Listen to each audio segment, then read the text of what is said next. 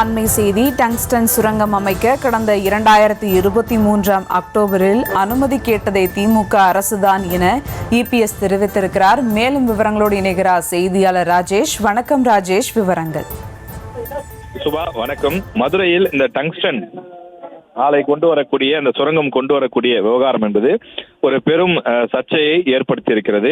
தமிழக அரசு அது தொடர்பாக அந்த கடிதமும் எழுதியிருக்கக்கூடிய நிலையில் எதிர்க்கட்சி தலைவர் எடப்பாடி பழனிசாமி தன்னுடைய எக்ஸ் வலைதளத்தில் அறிக்கை ஒன்றை வெளியிட்டிருக்கிறார்.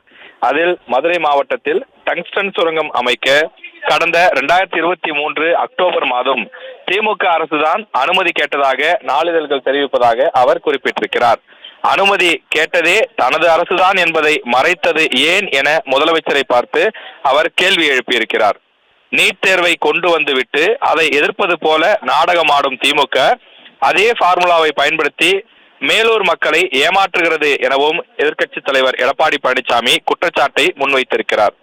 திமுக அரசு மக்களை சுரண்டி சுரங்கம் அமைத்து மக்களின் வாழ்விடத்தை பறிக்க திரைமறைவில் முயற்சி எடுத்துவிட்டு தற்போது செய்யும் இந்த கடித கபட நாடகத்து ஏமாற்று வேலை என்றும் மக்கள் உரிய நேரத்தில் தகுந்த பாடம் புகட்டுவார்கள் என்றும் எதிர்க்கட்சி தலைவர் எடப்பாடி பழனிசாமி தன்னுடைய அந்த பதிவிலே குறிப்பிட்டிருக்கிறார். விவரங்களுக்கு நன்றி ராஜேஷ்.